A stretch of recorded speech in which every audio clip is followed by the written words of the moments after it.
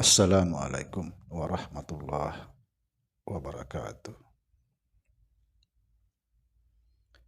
Alhamdulillah, wassalatu wassalamu ala rasulillah, Sayyidina wa maulana Muhammad Nurullah, syarri wa syarrifi, syarrilah Allahu asma wal sifatih. Asyhadu an la ilaha illallah wa asyhadu anna Muhammadar Rasulullah.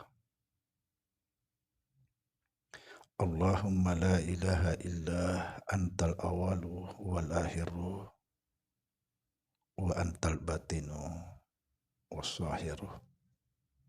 La hawla wa la quwata illa billah. Saudara-saudara yang saya cintai dan yang saya sayangi dimanapun berada, semoga senantiasa dalam bimbingan Allah Subhanahu wa Ta'ala, diberikan rahmat sehat jasmani dan rohani, rahmat panjang umur insyaallah, serta rahmat ilmu dan rahmat kesejahteraan dunia akhirat, amin ya rabbal alamin. Saudara-saudara, pagi-pagi ini saya ditelepon seseorang, salah satu penggemar pencinta channel Samsudin Al-Hafiz. Menurut beliau dia sudah 3 tahun lebih mengikuti channel kita, alhamdulillah. Beliau bertanya kepada saya, apa yang harus kita dulukan? Sholat dulu atau kita mengenal Allah dulu? Subhanallah, ini salah satu pertanyaan luar biasa. Mudah-mudahan dengan jawaban ini bisa mencerahkan pikiran kita semua. Apa yang harus kita dulukan? Mengenal Allah atau sholat dulu? Sebelum saya menanggapi, sedikit saya mengoreksi satu kesalahan kita selama ini. Apa kesalahan kita selama ini?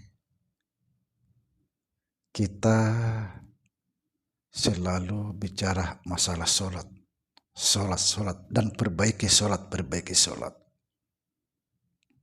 Apanya yang harus kita perbaiki? Memperbaiki sholat itu bukan sekedar memperbaiki gerakannya, sujudnya, rukunya, bukan sekedar memperbaiki bacaannya. Ini semua kulit. Yang harus kita perbaiki pondasinya, yaitu la ilaha illallah. Subhanallah. Coba kita bayangkan, saudara, karena kita tidak mengenal Allah di dalam sholat itu, kita ruku, Allahu Akbar, sujud lagi, Allahu Akbar, sujud ke tanah lagi.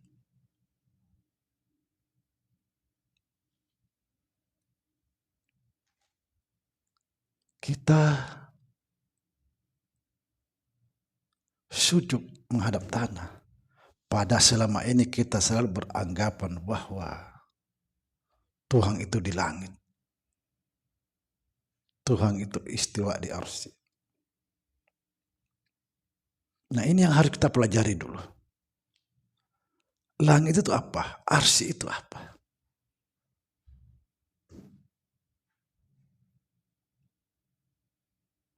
Jadi sekali lagi saudara, yang harus kita perbaiki pondasinya dulu. Ketika pondasi itu mencong sana sini, maka seterusnya itu mencong sana sini. Subhanallah. Jadi kalau kita bicara apa yang didahulukan, mengenal Allah dulu atau sholat dulu? Seharusnya yang kita dulukan mengenal Allah.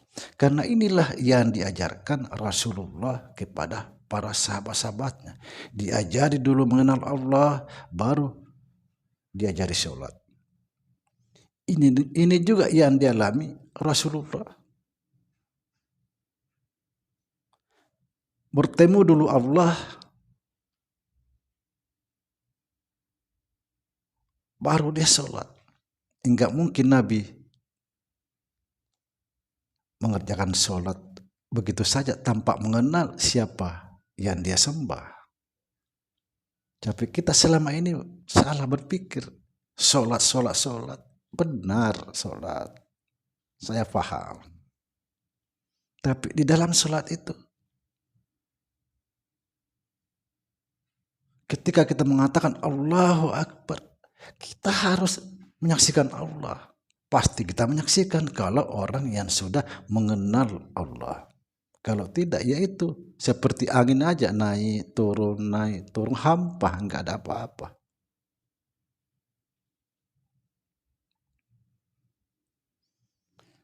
Perlu saudara ketahui di sini, seperti yang tadi saya sampaikan, Rasulullah Shallallahu Alaihi Wasallam tidak akan mengerjakan sholat sebelum bertemu dengan Allah. Begitu juga Rasulullah Shallallahu Alaihi Wasallam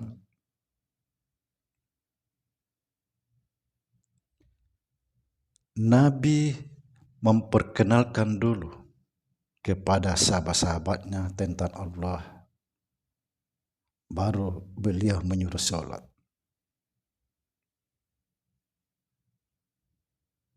Karena sebenarnya kalau di dalam bahasa syariat itu kita ketahui sholat atau sembahyang, tapi yang sebenarnya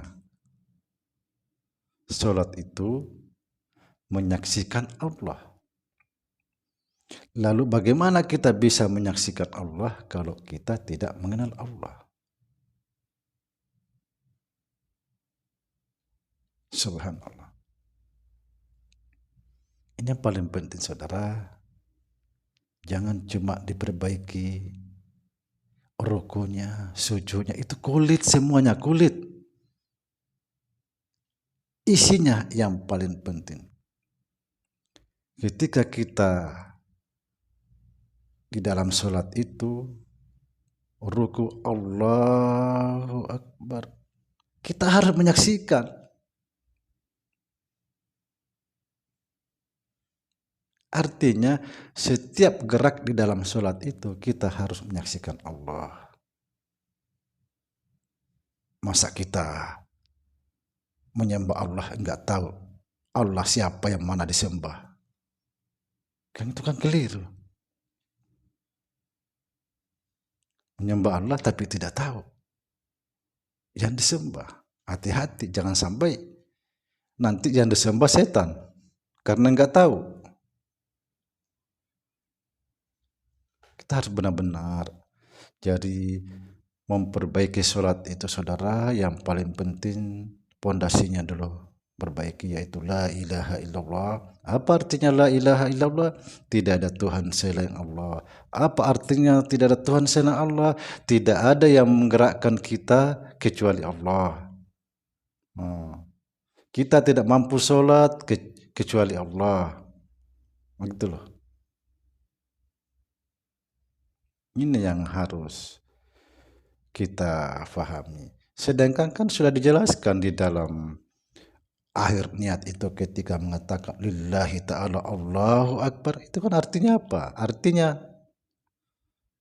kita tidak bisa berbuat apa-apa kecuali Allah. Lillahi ta'ala, karena Allah saya bisa berbuat. Subhanallah.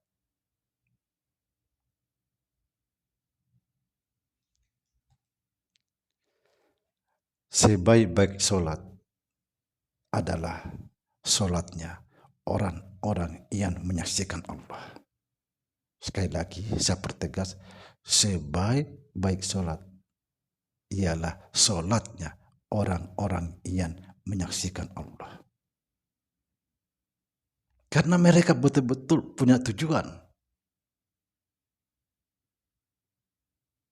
Ketika dia mengatakan Allahu Akbar, itu kan sudah punya tujuan karena mereka betul-betul menyaksikan.